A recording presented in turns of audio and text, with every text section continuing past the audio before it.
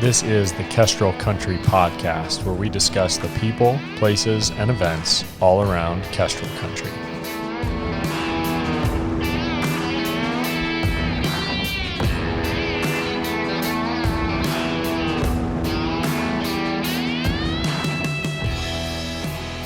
Well, Jim, thanks for coming in. Yeah, thanks for having me. Yeah, appreciate it. So, Jim Miller, just give us the brief. What do you do, Jim? Well, currently my employment, I'm the Director of Business Operations for Palouse Animal Wellness and Surgery Center. Longtime Moscow resident. Both my wife and I grew up here. University of Idaho, Moscow High School, 4-H, all those things. And have 4 kids. 2 in college now, and 2 one now in secondary and 1 in elementary. So. Oh wow, yeah. What's that? That's got to be a big transition. 2 kids in college. Are the kids in college both here in town? One's here. The first one is here. He's a sophomore at the University of Idaho, and the second just graduated from Logos last May, and she just started 3 weeks ago at Carroll College in Montana. Oh wow! And so she's the first one we've really driven to college and dropped off. Wow! And drove away, and that was a big emotional roller coaster for the parents. Let me tell you. I believe it. Yeah. Few years away from that yet, but yeah. I know it's coming fast. Yeah. Yeah. So grew up here, born and raised. Mm-hmm. And pause. So your wife is? My wife is Kathy Miller. She's a veterinarian there, and I'm employed there for business management. We've owned the practice for 20 years now. Wow. A long time. We bought an existing practice, moved to its current location on Main Street 17 years ago, built a new building for it and everything. But it's always been my side hustle until about a year ago, and we decided it had gotten busy enough on the business side that we needed some dedicated business management, and we're trying to leverage doctor time too. Doctors are really hard to find, so we need to offload everything off the doctor's plate so they can be in the exam room or in the surgery room, and so we pull everything off we can off of their plate. So it made sense to have business management taken care of by myself as an owner as well, and so it's been fun to work in the family business and I was traveling quite a bit in previous roles, and so nice to be in town and available for kid activities and all that. So went to the cross country meet last night with Nathaniel, so that was fun to be able to do that. So well, we've certainly been blessed by PAWS, that's for sure. Well, thank you for letting us had even a crazy surgery thing early. Yeah, it turned out great. Gunner's doing awesome. Yeah, so that's good. So your wife was being a veterinarian, and we're gonna talk some about 4-H, your involvement with it. Is that something? Did both of you grow up with animals? Grow up in kind of like agriculture, animal side of things, or? We did. So I always say I grew up in academic agriculture. My father was an animal science professor, and that's what brought our family to Moscow, was University of Idaho. And so I grew up in academic agriculture, if you will. I was on campus a lot. He was the facility liaison for the meat lab, so I spent a lot of time there. We always had animals growing up. My parents were 4-H members. My grandparents were 4-H members, so multi-generation 4-H as well. Worked on a neighbor's farm in high school and college.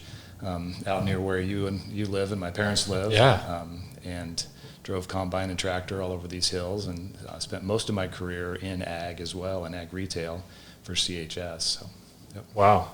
Okay. So what 4-H? Let's get into that a little bit. Mm-hmm.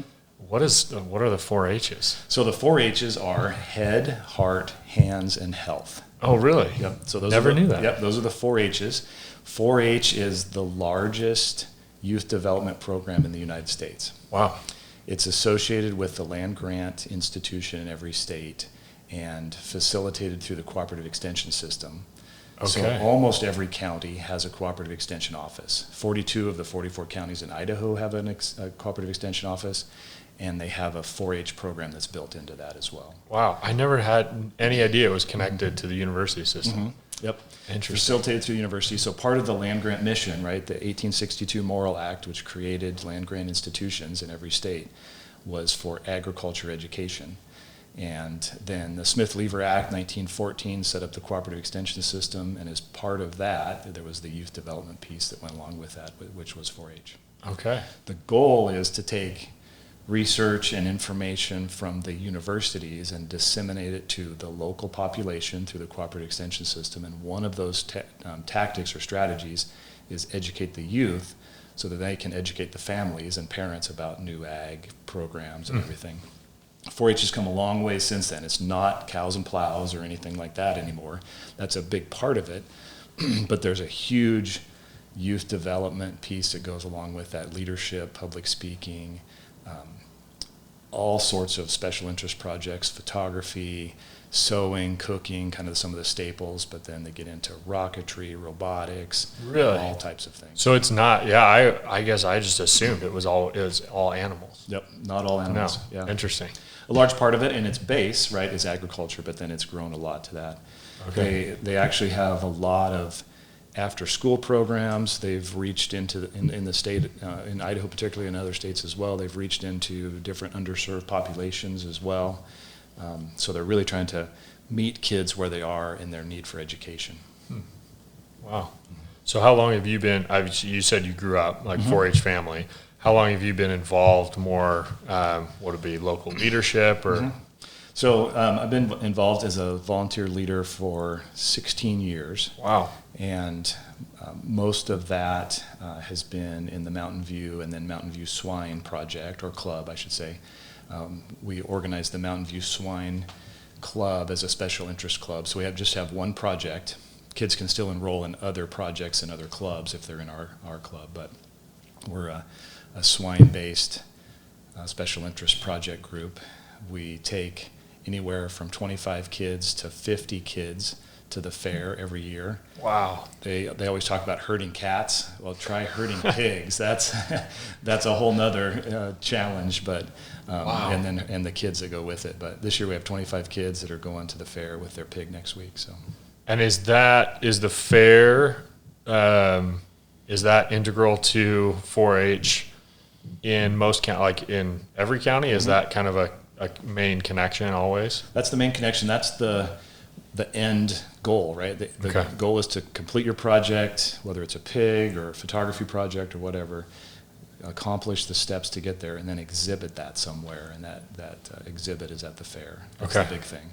And for a livestock project too, that's the moneymaker, right? That's where the sale is. That's where you not only show and show off your training and how well you've raised your animal, but then you sell and get paid as well. Yeah. So there's the Mountain View Swine. You're the head of that. There, what other clubs are there? Just tons of them? Yeah, in Latah County, there's 6 or 8 clubs, I believe, usually by town. And so there's several in Moscow. There's several others in the other outlying communities as well. And yeah. So in terms of animals, is it sheep and pigs? Sheep, pigs, and steers. Are the big 3. There's poultry projects as well. There's goat projects, and there's some small pocket pets and rabbits. And at the fair next week here in Latah County, you'll see all types of animals. Pigs is the biggest by number, and then steers, and then sheep. But there's about 170 pigs this year at the fair. Wow. Which is down a little bit. But is it really? Yep. Usually it's in that 175, 180 range, but down just a little bit, but still a really good showing. So what does it take to get involved in 4-H? Is it a specific age range? Great question. Yeah, so the 4-H year runs August 1st to September 30th, so it starts a little bit late. Starts late in the year and runs kind of not with the calendar year, but more of a government fiscal year. 4-H members have to be 8 on January 1st to be involved. Okay. My kids' birthdays are in February, so they were 7 January 1st, turned 8 shortly after, so they had to wait the full year before they could actually be involved. But that's how they age everything, is January 1st, you have to be 8. Okay. And then you join a club and sign up for a project, and depending on the project and the club and the leader, you'll have a certain number of meetings that you have to accomplish, and usually it's 6 meetings minimum, and then complete the requirements. The swine project is a summer project. That's why we like it. It's basically you get your pig on Memorial Day around there and raise it through the fair, so it's primarily a summer project. Yeah. Okay. And then maybe I missed it. Did you say what the upper limit is for kids? The upper limit is 19, I believe. Oh, wow. Usually it's, once they're done with high school, they are on to college activities. And I've seen a few kids come back their freshman year of college to show at the fair because they've completed the 4-H year mostly during their senior year. But most students will just compete in the fair that fall of their senior year and then graduate from high school, and then they're off to college. So Okay. So mostly for swine, mostly summer project. And what's the goal? I mean, you hear a lot about kids or pigs not making weight, That's the big pressure, right? yeah, So yeah. the big thing is weight. Yep, the big thing is weight. So you have to have your animal for 100 days.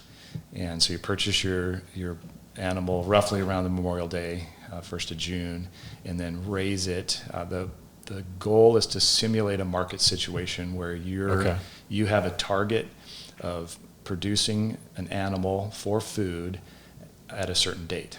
So you kind of back all the steps up, and you need to have a pig that was born on this date, that you purchased that date, that you make sure is raised well and healthy and fed well and vaccinated and dewormed and everything, so that you can meet your production goals by the fair. Production goals that Latah County has set up, and it's pretty similar in most fairs. Minimum weight is 230 pounds. Maximum weight is 290 pounds. Okay. You can still sell above 290 pounds, but you just get paid on that 290 weight. Gotcha. That's the target range for meat processors in the industry. That's the range they want to see those animals in when they are harvested. And then, so you get paid per pound? You get paid per pound at the auction. So the auction's a great opportunity for local businesses like Kestrel Real Estate to be involved and support some of the community. But the auction is on Saturday of the fair. Okay. And the kids will sell. And regular auctioneer, just like a farm auction, the real fast talker, singing kind of thing that the auctioneers do. It's a lot of fun. So when a business gets involved, like we should, Yeah. right? What you will. What do you do? Is it just buying? You're showing up and buying something, or are you sponsoring particular kids, or how does that work? Yeah, great question. So there's a couple different ways, and I'll explain it, and you can ask questions on it because it's a little bit complicated. There's a number of ways. So you would sign up as a buyer, and then during the auction you would bid on an animal and purchase that animal. Now, purchasing that animal just means you agreed $3 a pound or whatever. That's kind of the level that pigs go at. I'm going to pay $3 a pound. Now, there's a couple options there, because you might be saying, what am I going to do with this whole pig? I don't know what I want. I don't need the meat. What do I do, right? If you want to keep the pig, there are local processors that would take care of that animal for you. So you wouldn't have to handle it or deal with it or anything. You would just make arrangements, and it would be taken to a processor and processed to your specifications. So that's one thing you can do. The other thing you can do is turn the animal, meaning I'm willing to pay this price, but I don't want to keep it. I'm just here for the support of the kid and for the advertising value for my business. So I'm going to turn it, and there's a packer that has agreed at a floor price. They're going to buy every animal that's turned. So floor price is usually 50 cents to $1. The business pays the difference. Then they turn it back to the packer. Gotcha. And the packer takes it for the $1, whatever, and then they process it and put it into their inventory. Gotcha. So, and then the third option you can do, if you don't want to buy or anything like that, you can also do add-on support to kids, where if you know kids, like local kids in your community or your school or whatever, or clients, you can say, I want to add on to the sale price and support those kids, $25 or 50 cents a pound or whatever, and that's a mechanism that you can do there as well. Okay. So those options, Gotcha. does that all make sense? It's lots of different options, but yeah. So like the local, is it like what we've got CNL around here? CNL is outstanding. Vandal Meats on campus is another outstanding processor. Potlatch Pack, Four Friends in Clarkston. So they all get involved in the Latah fair. They do. I know it's always their busy season, right? Because like I've had animals, or in the past we've had sheep that like we were going to take them, and it's like it's got to be well after fair season before they're willing to do anything. Exactly. It's big. Yeah. I imagine with 100, you said 160? 160, 170, yeah. This year? Mm-hmm. Wow. How long does that take? What's are you there all day? The auction's pretty fast. It starts at 2:00 in the afternoon this year. They're changing the time this year, but Starts at 2 o'clock in the afternoon and will be done by about 6. So about 4 hours they run. Okay. They run about 250 animals through between the pigs and then the steers and the sheep as well. Wow. What's the rest of the time commitment look like? So you pick up your pig in May, and then are there regular meetings that you attend? So our club has a meeting every 2 weeks. Okay. An evening meeting. We schedule about 9 meetings a year. The requirement for 4-H is you attend 6 of them. So we have a lot of them, so you can hit summer vacations and all that. But attend meetings during the year, and then the big commitment is raising that animal, making sure it's fed and watered. Pigs are awesome. They can survive really well on a self-feeder and a self-waterer. We keep our pigs at my parents' property out of town, close to yours. Yeah. And it's really nice to have them out there. We live in town, where we obviously couldn't have pigs, but nice to have them out there. We're out there about every 2 or 3 days. So it's not too something bad where you have to be there every day. You can, but you don't have to. Yeah. So you raise that animal, attend the meetings, and then closer to fair, about 30 days out, we start working with our pigs every day, taking them for a short walk, doing some training. You're herding that animal in the show ring to show it off. Your goal as a pig showman is to present your pig the best you can to that judge, and then you're ranked higher in the quality. Gotcha. So training a pig, that looks like basically just guiding them around? Guiding them around, exactly. Okay. Yeah, making them stop and start on your command. It's a little bit like herding cats, but you're just helping the pig with kind of making it feel like its decision to wander through the show ring at the right time. But you can really tell the kids who've spent time with their animal versus ones that just pull them out of the pen, take them to the fair, and try to show them. It's a little bit of a rodeo with them. The ones that are trained are a little more willing to take direction. So interesting. And then the big thing is the fair. It's a Wednesday drop-off, 2 shows during the week. On Thursday is quality, Friday is fitting and showing, and then Saturday with the sale, and then Sunday wrapping things up and turning record books in and everything. So they're showing them, but then are they showing them again for the auction? Okay, so the kid will be out there. The kid takes it through the sale. Around. Yeah, the auction's really quick. They're in the ring for about a minute, right? They're just walking through, making 2 loops, and then they're out. So that part of it's pretty quick. The show itself is a 20 to 30 minute show where they're in with the ring with about 15 other kids. Oh, wow. And that's where it's real important to have that pig pretty well trained so that you can rise to the top, right? If you're just lost in the fray of that mess of pigs, then your animal isn't getting shown to the best of its ability or best of your ability, and that judge won't see it. So, yeah. Wow, that's fascinating. The budget too, I'll mention that real quick. Pigs are relatively expensive and a little bit expensive up front, but overall we tell families to budget about $500 for expenses for the animal and the feed. Those are the big things. Okay. And then the sale, we've never had anyone not sell, and we've never had anyone lose money. So the local business community is amazing in this town. They come out and they really support the kids. Kids are usually getting around $800 for their animals. Okay. So they're making a little bit of money. Some get a little more as well from add-on support or whatever. And it's been a really good moneymaker for my 2 kids in college. They've paid for part of college by raising pigs for 8 or 10 years. So, yep. Wow, that's amazing. That's really cool. Yeah, I know my daughters have expressed some interest in it, and like we've got some property, so that we've done the sheep thing, but never for 4-H. And is that, I know you maybe haven't been involved as much, but is that basically the same idea? Very, very similar. So when I was a 4-H member, I showed sheep. I didn't show pigs. And very similar process. It's a summer project again. You have that animal most of the summer. You spend a lot of time training it. I think you spend more time training for sheep than you do for pigs. Really? And more time with the fitting as well, getting them ready for the shows. But similar thing. I think pigs are a little more lucrative for the kid as well. You take a 300-pound pig at $3 a pound, that's, do the math, right, roughly $900. Take a 130-pound sheep at $3 a pound, just your gross isn't there, right? So the potential for more money is a little greater with pigs, but it's a real good project too. Some of it, I don't know if it's cultural or whatever, but people don't eat as much lamb exactly as they do. Yeah. So you might have fewer buyers or that kind of thing. I mean, lamb, if you go to the store, it's super expensive, but not necessarily as big of a market for it. Exactly. Yeah, we love it. That's why we've raised sheep, just because we really love lamb. But yeah, pigs are really cool. Social creatures too, so you need to raise 2 of them. If you just had one kid, for example, and so you need to raise 2 of them, and you can raise 2 of them. You can identify 2, and then if one doesn't make weight, you can take the other one if it did, or whatever. We call it a floater pig, and so double your budget. But usually for us personally, that floater then goes into our freezer.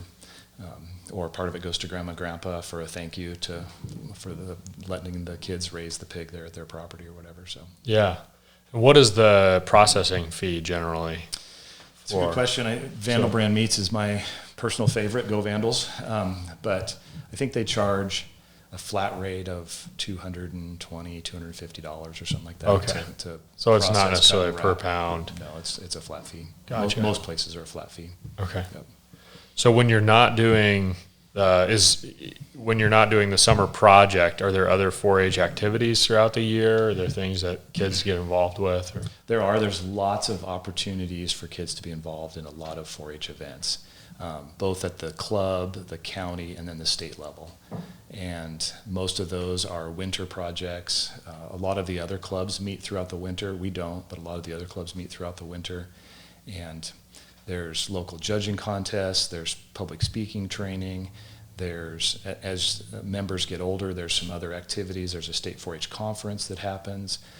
There's some programs where you can be a state 4-H officer. I was a state 4-H officer when I was in 4-H. There's national events, there's national conferences. One of the things I did in college was took a year off, and I worked in Washington, D.C. at the National 4-H Center.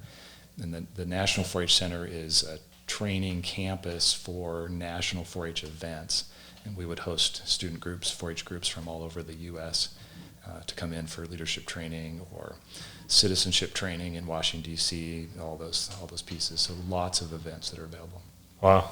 Excellent scholarship building opportunities as well. Yep. Community service, all types of things. Looks really good on resumes. Yeah. Are there any fees associated with it? There's a local dues to enroll of $25 per member. Some clubs have additional dues above that. We don't. Some do. Most events are fee driven as well. Okay. Yep. It's about 80,000 4-H members in Idaho. Wow. There's about 6 million 4-H members nationwide. That's what makes it the largest youth development program. And they've done all sorts of studies on 4-H members. Anytime a student is involved in a career and technical education type program like 4-H or FFA, we could talk a whole program about FFA and the new Moscow FFA chapter and all that's here at Moscow High School. But anytime a student is involved in those type things, they're more likely to give back to their community. They're more involved in their community. In Idaho, if you're a 4-H member, you go on to post-secondary education about 76% of the time versus the state average of 49% or something like that. So your hands-on and community involvement goes back to make you successful in school as well. Yeah. Well, it's such a huge part of our community, obviously, just agriculture. And one of the things that is fun about not having grown up here but moving out here is just that experience kind of eye-opening of like realizing how big of an important part of that is of our community. And it's really neat to have that ability for kids to get involved. And I know that generational handoffs and things have been a major issue in agriculture, right? So I imagine that getting kids involved and passionate about it early is pretty important. Absolutely. And it's really interesting to see as we as a society are removed from the farm, we don't realize where our food comes from. And it's really good to have some education to get back involved in that. Like, this is the process. This is where food comes from. I'm raising this pig as food, so I need to take extra good care of it along the way to make sure that the consumer has a really good product in the end. Yeah. So all that's real important. That's awesome. Well, how do people get in touch if they're interested?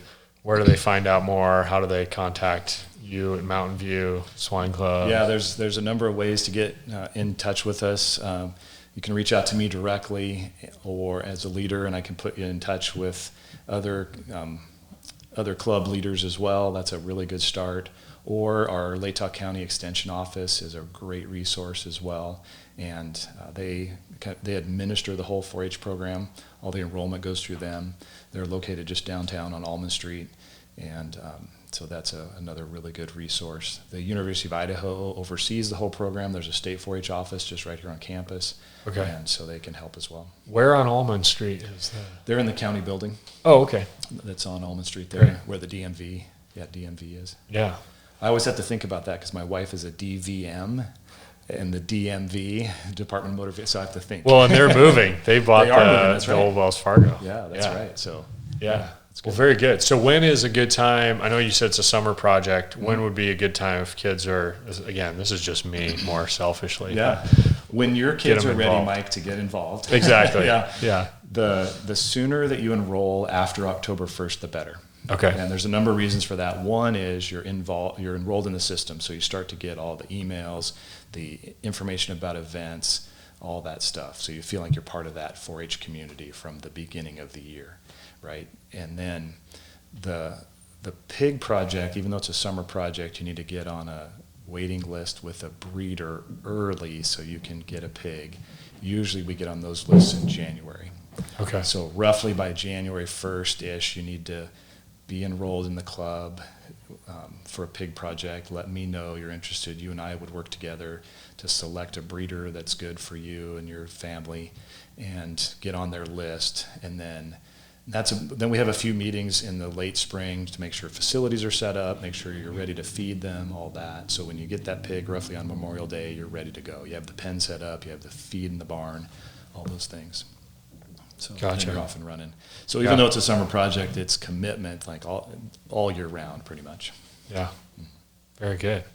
Well, thanks, Jim. Yeah, thanks for having me. It's been super interesting. Yeah. Excited for the fair. Very excited. Hope we to always see you there. Yeah. Well, I've never been to the auction. Obviously, I didn't know what all that was about, but we always love going to the animal barn's my favorite part. Yeah, that's great. Kids, I think, love the rides, but yeah. I just love seeing all those animals. So that's yeah, good. We'll be excited for it. And that is this year. It is it next weekend? Next week, yep. Next week. We take the pigs on September 14th. The shows start Thursday the 15th, and then fitting and showing on Friday the 16th, the auction on the 17th, and wrapped up on the 18th. There you go. Yeah. It's a busy week for you. Come support some kids. Yeah, absolutely. All right. Sounds good. Thanks again.